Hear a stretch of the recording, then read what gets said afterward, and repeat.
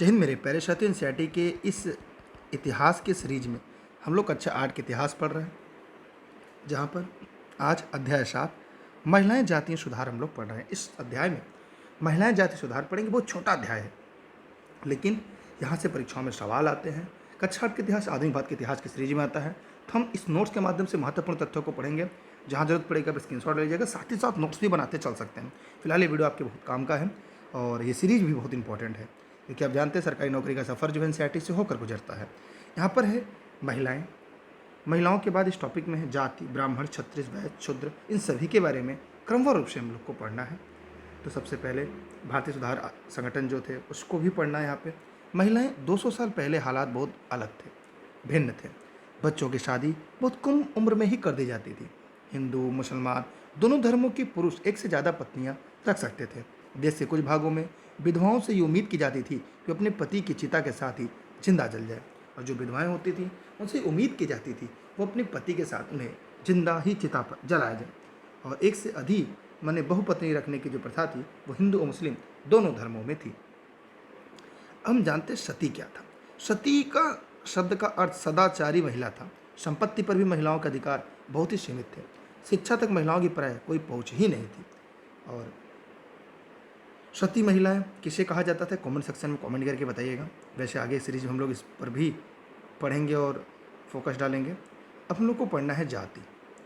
तो जाति में ज़्यादातर इलाकों के लोग जातियों में भी बटे। समाज में जो ज़्यादातर लोग इलाके थे वे लोग जातियों में भी बटे हुए थे। ब्राह्मण खुद को ऊंची जाति के मानते थे। क्षत्रिय राजपूत को युद्ध में रक्षा करना। वैश्य व्यापार और महाजनी कार्य से जुड़े हुए थे। शूद्र जो थे काश्तकार, बुनकर और कुम्हार जैसे दस्तकार आते थे। जाति, अगर इस जाति को होकर समझें तो शूद्र जो थे वो अछूत माना जाता था। मंदिरों में प्रवेश, कुओं से पानी निकालने, घाट तालाबों पर नहाने की छूट नहीं होती थी। उन्हें निम्न दर्जे का मनुष्य माना जाता था। अब परिवर्तन की दिशा में उठते कदम। 19वीं सदी की शुरुआत में ही हमें सामाजिक रीति रिवाजों और मूल्य मान्यताओं से संबंधित बहस, मुहाबाहिसे और चर्चाओं का स्वरूप बदलता दिखाई देता है। आगे हम देखेंगे जो सुधार हमें देखने को मिला है उसमें पहली बार किताबें, अखबार, पत्रिकाएं, पर्चे और पुस्तिकाएं छप रही थी। ये चीज़ पुराने साधनों के मुकाबले सस्ती थी और पांडुलिपियों के मुकाबले लोगों तक ज़्यादा पहुँच में भी थी। अगर हम बात करें जो भारतीय सुधारक की हम बात करें, सुधारकों और सुधार संगठनों की, तो इसमें राजा राम मोहन राय का नाम पहले आता है। 1772 से 1833 तक एक सुधारक थे। वे संस्कृत, फारसी, अन्य भारतीय एवं यूरोपीय भाषाओं के अच्छे ज्ञाता थे। 1829 में सती प्रथा पर पाबंदी लगा दी गई। उन्होंने कलकत्ता में ब्रह्म सभा के नाम से एक सुधारवादी संगठन बनाया। राजा राम मोहन राय मानते थे कि समाज में परिवर्तन लाना, अन्यायपूर्ण तौर तरीकों से छुटकारा पाना जरूरी है। इसलिए लोगों को पुराने व्यवहार को छोड़कर जीवन का नया ढंग अपनाने के लिए तैयार हो। तो यहाँ पर भारतीय सुधारक में हम लोग राजा राम मोहन राय को पढ़ लिए। ये पूछा जाता है कि 1829 में सती प्रथा पर पाबंदी लगा दी गई। ये इंपॉर्टेंट था आपके लिए और कोशिश करिएगा आप इसे लिख लीजिएगा। वैसे नोट से खुद ही शॉर्ट में है एनसीईआरटी का। अब हम बात करते हैं ईश्वरचंद विद्यासागर। विधवा विवाह के पक्ष में प्राचीन ग्रंथों का ही हवाला दिया था। 1856 में विधवा विवाह के पक्ष पर एक कानून पारित कर दिया गया। ये भी इंपॉर्टेंट है, आप इसे स्क्रीनशॉट के तौर पर या नोट्स के तौर पर लिख सकते हैं। दयानंद सरस्वती ने 1875 में आर्य समाज की स्थापना की। ये भी इंपॉर्टेंट है, यहाँ से भी सवाल परीक्षा में पूछा जाता है। आर्य समाज में हिंदू धर्म को सुधारने का प्रयास किया गया। 1829 में बाल विवाह निषेध अधिनियम पारित किया गया। इसके अनुसार लड़की 21 साल 18 साल कर दी गई। अच्छा, लड़के की आयु, लड़के की बात करें तो लड़का 21 और लड़की 18 वर्ष का। परमहंस मंडली, जातीय समाज सुधार के लिए 1840 में परमहंस मंडली का गठन किया गया था। ये भी पूछा जाता है, कोर्ट में खासकर मिलान करने वाले सवालों में आता है। आगे हम लोग देखते हैं समानताएं और न्याय की मांग। 19वीं सदी के दूसरे हिस्से तक गैर ब्राह्मण जातियों के भीतर वे भी जाति भेदभाव के खिलाफ आवाज़ उठाने लगे थे। उन्होंने सामाजिक समानता और न्याय की मांग करते हुए आंदोलन शुरू कर दिए थे। घासीदास, सतनामी आंदोलन चमड़े का काम करने वालों को संगठित किया। हरिदास ठाकुर, चांडाल काश्तकारों के बीच काम किया। श्री नारायण गुरु जातिगत भिन्नता के आधार पर लोगों के बीच भेदभाव करने का विरोध किया। ज्योतिबा फुले के नाम से नहीं जाना जाता है। तो निम्न जाति नेताओं में ज्योतिराव फुले सबसे मुखर नेताओं में से एक थे। जाति आधारित समाज में फैले अन्याय के बारे में अपने विचार व्यक्त किए।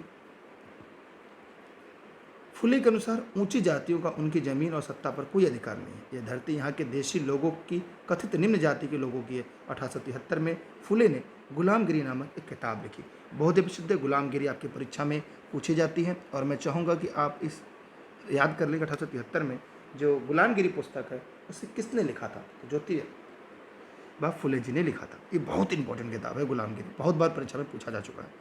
अम्बेडकर की बात करें हम तो अम्बेडकर जी ने बचपन में इस बात को बहुत ही नज़दीक से देखा था कि रोजाना की ज़िंदगी में जाति भेदभाव और पूर्वाग्रह क्या होता है।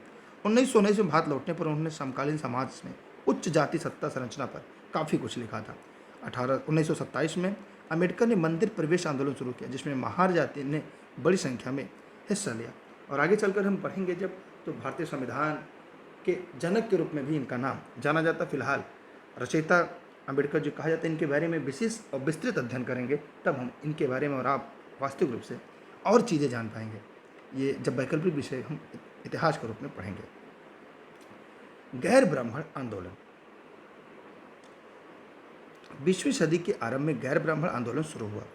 ब्राह्मण तो उत्तर से आए न आर्य आक्रमणकारियों के वंशज थे। इन्होंने यहाँ के मूल निवासी देसी द्रविड़ नस्लों को हराकर दक्षिण भूभाग पर विजय हासिल की थी। उन्होंने सत्ता पर ब्राह्मणवादी दावे को चुनौती दी थी। ब्रह्मो समाज, ये ब्रह्म समाज को ही ब्रह्मो समाज यहाँ पर लिखा गया है। ब्रह्मो समाज की स्थापना 1830 में की गई थी। केशव चंद्र सेन मुख्य नेताओं में से एक थे। मूर्ति पूजा और बलि के विरुद्ध थी। उनके अनुयायी उपनिषद में विश्वास रखते थे। हेनरी डिरोजियो 1820 के दशक में Henry Louis William Derozio Hindu college Calcutta में अध्यापक थे। यंग बंगाल मूवमेंट में उनके विद्यार्थियों ने परंपराओं और रीति रिवाजों पर उंगली उठाई, महिलाओं के लिए शिक्षा की मांग की और सोच व अभिव्यक्ति की स्वतंत्रता के लिए भी अभियान चलाए थे। तो यहाँ पे यंग मूवमेंट की विद्यार्थी परंपरा रीति रिवाज पर उंगली उठाई थी, महिलाओं की शिक्षा और सोच पर अभिव्यक्ति की स्वतंत्रता के लिए अभियान भी चलाया था। तो यहाँ से परीक्षाओं में पूछा जाता है। प्रार्थना समाज। 1867 में बम्बई में स्थापित प्रार्थना समाज ने जाति बंधनों को खत्म करने और बाल विवाह के उन्मूलन के लिए प्रयास किया। प्रार्थना समाज में महिलाओं की शिक्षा को प्रोत्साहित किया गया और विधवा विवाह पर लगी पाबंदी के खिलाफ आवाज़ उठाई गई। उसके धार्मिक बैठकों में हिंदू, बौद्ध और ईसाई ग्रंथों पर विचार विमर्श भी किया जाता था। अगर हम बढ़ें वेद और समाज को, तो वेद समाज क्या था आइए जानते हैं। मद्रास चेन्नई 1864 में वेद समाज की स्थापना हुई। वेद समाज ब्रह्मो समाज से प्रेरित था। ब्रह्म समाज से प्रेरित था। वेद समाज में जाति भेदभाव को समाप्त करने और विधवा विवाह तथा महिलाओं शिक्षा को प्रोत्साहित करने के लिए काम किया था। इसके सदस्य एक ईश्वर के अस्तित्व में विश्वास रखते थे। उन्होंने रूढ़वादी हिंदुत्व के अंधविश्वासों और अनुष्ठानों को सख्त उनकी निंदा की थी। ठीक है, तो यहाँ पर हमने वेद समाज को भी देखा, ये भी इंपॉर्टेंट है, यहाँ से परीक्षाओं में सवाल आते हैं। इस वीडियो को आप शेयर जरूर करें। देखिए नोट्स संबंधी अगर कोई भी जानकारी चाहिए इस नंबर पर कॉल व्हाट्सएप कर जाकर ले सकते हैं। यहाँ पर PDF में नोट्स पूरी एनसीईआरटी का आपको मिल जाएगी। मेरी क्लासेज निःशुल्क हैं, एज ए एनसीईआरटी की सभी नोट्स यहाँ पे मिल जाएगी। तो आप चाहे तो 6 से 12 तक हिंदी और अंग्रेजी दोनों भाषाओं में हैं, आप यहाँ से प्राप्त कर सकते हैं। मेरे द्वारा सभी क्लासेज निःशुल्क रहती है, देशित में राष्ट्रित में। एज ए गेस्ट रूप में ई-लर्निंग विद दुर्गेश के नोट्स में बस व्याख्या कर दे रहा हूँ आपके लिए। सैयद अहमद अलीगढ़ का आंदोलन। सैयद अहमद खां द्वारा 1875 में अलीगढ़ में खोले गए मोहम्मद एंग्लो ओरिएंटल कॉलेज को ही बाद में अलीगढ़ मुस्लिम विश्वविद्यालय के नाम से जाना जाता है। यह आपके लिए इंपॉर्टेंट है। ठीक है, आगे देखेंगे। यहाँ मुसलमानों ने पश्चिमी विज्ञान के साथ साथ विभिन्न विषयों की आधुनिक शिक्षा दी जाती है। अलीगढ़ आंदोलन का शैक्षिक सुधारों से क्षेत्र पर गहरा प्रभाव भी रहा है। इसी के साथ हम और आगे चलेंगे, इसके अन्य तथ्यों की तरफ भी प्रकाश डालेंगे। चलिए इस क्रम में आगे हम लोग बढ़ रहे हैं। रामकृष्ण मिशन और विवेकानंद जी के बारे में अब हम लोग को पढ़ना है।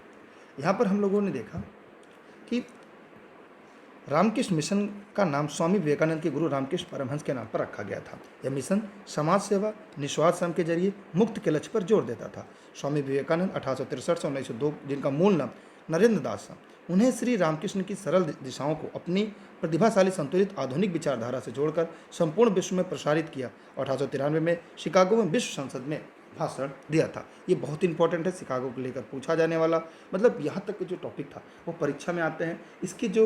इसकी जो डीप अध्ययन है, मतलब ये तो एनसीईआरटी के नोट्स हो गए। इसके बाद हम लोग जब आपके साथ फोकस करेंगे, जब आपके साथ पढ़ेंगे, तो वहाँ पे हम कोशिश करेंगे उन सभी तत्वों पहलुओं को पढ़ने का जहाँ से परीक्षा में सवाल आते हैं। ये अध्याय काफ़ी छोटा था, इसलिए ये अध्याय यहाँ पर समाप्त हो। फिर इसके हम प्रश्नोत्तर की तरफ चलते हैं। हम जो प्रश्न एनसीईआरटी के में पूछे जाते हैं उन प्रश्नों की तरफ हम क्रमवार रूप से आगे बढ़ते हैं। आप पहचान रहे होंगे इनका जन्म क्या है, दिवस किस तिथि को मनाया जाता है, इनके जन्म दिवस को किस दिवस के रूप में मनाया जाता है। जवाब कमेंट सेक्शन में कमेंट करके दीजिएगा, जितने भी लोग इस वीडियो को देख रहे हैं। अब हम एनसीईआरटी के प्रश्नों की तरफ चल रहे हैं। ठीक है, यहाँ निम्नलिखित लोगों के लिए सामाजिक विचारों का समर्थन किया, प्रसार किया। राम मोहन राय, राजा राम मोहन राय। तो राजा राम मोहन राय देश के विभिन्न शिक्षा का प्रसार करने और महिलाओं के लिए ज़्यादा स्वतंत्रता समानता के पक्षधर थे। उन्होंने इस बारे में लिखा कि किस तरह महिलाओं को जबरन घरेलू कामों बात कर रखा जाता है। उनकी दुनिया घर को बना दी, घर की जो चार दीवारी है, जो रसोइयाँ तक ही सीमित कर दी जाती है। उन्हें बाहर जाकर पढ़ने से और उन्हें पुरुषों के साथ कंधा से कंधा मिलाकर चलने के लिए नहीं जाने दिया जाता। उन्हें पढ़ने लिखने की इजाज़त भी नहीं दी जाती, इसलिए उन्होंने उनके विरुद्ध आवाज़ उठाई। साथ ही पश्चिम दिशा शिक्षा में पक्ष में प्रसार भी किया था। अब अगला है दयानंद सरस्वती। दयानंद सरस्वती के बारे में, ये विधवा विवाह का समर्थन इन्होंने किया था।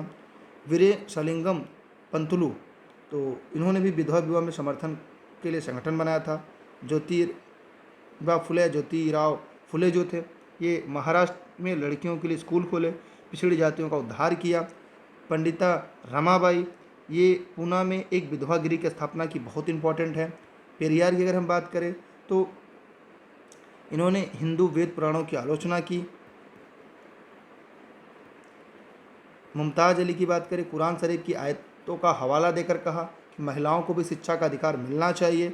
ईश्वरचंद विद्यासागर, विधवा विवाह का समर्थन, स्त्री शिक्षा के लिए इन्होंने भी प्रयास किया। तो इस प्रकार हम लोगों ने देख लिया कि ऐसे कुछ महत्वपूर्ण सामाजिक विचारों था जिनका समर्थन प्रयास के लिए। इन 8 नामों को पढ़ लीजिएगा, इनके बारे में जो मैंने बताया इसे लिख लीजिएगा, ये परीक्षा में आते हैं। वैसे इसका उत्तर भी इस सेशन में आपको मिल जाएगा। आप चाहे तो इसकी आंसर की जो स्क्रीनशॉट है वो अपने पास सुरक्षित रख लें, काम आ सकता है, परीक्षाओं में लिखने के लिए भी काम आ जाएगा। लेकिन वीडियो को अपने सभी साथी मित्रों को शेयर जरूर करिएगा। आइए अब हम लोग चलते हैं इसके तरफ। अब टेलीग्राम पर आप लोग इस वीडियो को के साथ सभी लोग, जितने भी लोग वीडियो को देख रहे हैं, टेलीग्राम पर आप दुर्गेश सर सर्च करके ई लर्निंग विद दुर्गेश से जरूर जुड़े रहे। जितने भी लोग इस वीडियो को देख रहे हैं, और e learning with Durgesh app आप प्ले स्टोर से डाउनलोड कर लेंगे तो 6 से 12 तक की सभी एनसीईआरटी हिंदी और अंग्रेजी मीडियम में आप उसे पढ़ पाएंगे और उसे डाउनलोड भी कर पाएंगे। अब एक सवाल कौन सही और गलत है। जब अंग्रेजों ने बंगाल पर कब्जा कर लिया तो उन्होंने विवाह, गोद लेने, संपत्ति उत्तराधिकार आदि के बारे में नए कानून भी बना दिए। सही बात है। समाज सुधारकों को सामाजिक तौर पर तरीकों में सुधार के लिए प्राचीन ग्रंथों से दूर रहना पड़ता था। नहीं, ये गलत बात है। सुधारकों को देश के सभी लोगों को पूरा समर्थन मिलता था। नहीं, ऐसा भी नहीं है। बाल विवाह निषेध अधिनियम 1829 में पारित किया गया था, ये भी गलत है। 1829 में क्या पारित किया गया था, कमेंट सेक्शन में कमेंट करके जरूर बताइएगा, क्योंकि आज के सेशन में मैंने इसको पढ़ाया है। इस वीडियो को जहाँ भी देख रहे हैं लाइक करिएगा, वीडियो को शेयर करिएगा। अगर इस वीडियो को यूट्यूब पर देख रहे हैं, चैनल को सब्सक्राइब करके बेल आइकन दबाइएगा। वीडियो को फेसबुक पेज पर देख रहे हैं, वीडियो को लाइक करने के साथ साथ अपने सभी मित्रों को शेयर और साझा करिएगा। इस तरह की सीरीज आपको प्रतिदिन ई लर्निंग विद दुर्गेश पर लाइव मिलती रहेगी। और आप अगर चाहते हैं सीरीज में बने रहने के लिए तो पूरी नोट्स 6 से 12 तक आप पढ़ सकते हैं। 6 से 8 तक की कंप्लीट हिस्ट्री भी आप लोग पढ़ रहे हैं। 8 की हिस्ट्री है, अगला अध्याय इसके बाद आप लोग पढ़ेंगे, क्रमवार रूप से पढ़ते चलेंगे। और यहाँ पर 6 से लेकर 12 तक की सभी जो विषय एनसीईआरटी के आते हैं वो दोनों भाषाओं में, हिंदी और इंग्लिश मीडियम में उपलब्ध हैं। और हम चाहेंगे इन सभी सीरीज को आप पढ़ते भी रहिए, अपने लोगों, साथी, मित्रों तक भी पहुंचाते रहिए। ई लर्निंग विद दुर्गेश तरफ से संपूर्ण सीरीज है। और अगर आपका कोई प्रश्न, कोई सवाल हो वीडियो में कमेंट कर सकते हैं। मिलते हैं एक नए सेशन, एक नए वीडियो लेक्चर के साथ। तब तक के लिए जय हिंद और जय भारत। Bye bye.